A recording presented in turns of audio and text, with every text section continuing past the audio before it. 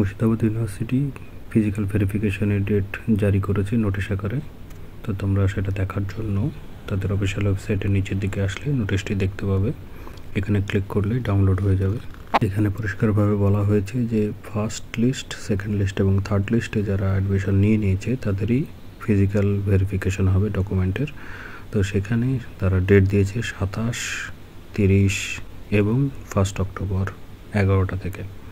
তো তাদের যে campus MMC PG campus Murshidabad university, এখানে কিছু সাবজেক্টকে আলাদা করা হয়েছে। সেই সাবজেক্টগুলোর মধ্যে 27শে সেপ্টেম্বর তারা অ্যারোবিক, বেঙ্গলি, বোটানি, কেমিস্ট্রি এবং ইকোনমিক্সের ভেরিফিকেশন করবে। 30 তারিখে তারা বাকি কিছু সাবজেক্ট আছে এবং 1 অক্টোবরে তারা আরও কিছু সাবজেক্টকে ইনক্লুড করেছে।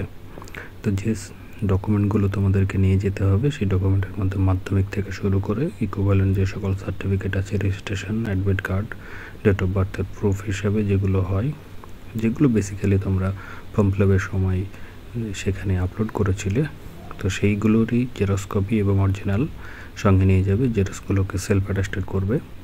এছাড়াও যারা কাস্টে বিলং করে সেই সকল কাস্ট সার্টিফিকেট আর অ্যান্টি র্যাগিংয়ের জন্য যে ডকুমেন্ট তাদের ওয়েবসাইটের যে লিঙ্ক দেওয়া ছিল সেই লিঙ্কে গিয়ে তোমরা নিশ্চয়ই সেটাকে ডাউনলোড করে নিয়েছো এবং অন্যান্য যে ডিটেলস সেগুলোকে দেখে নেবে।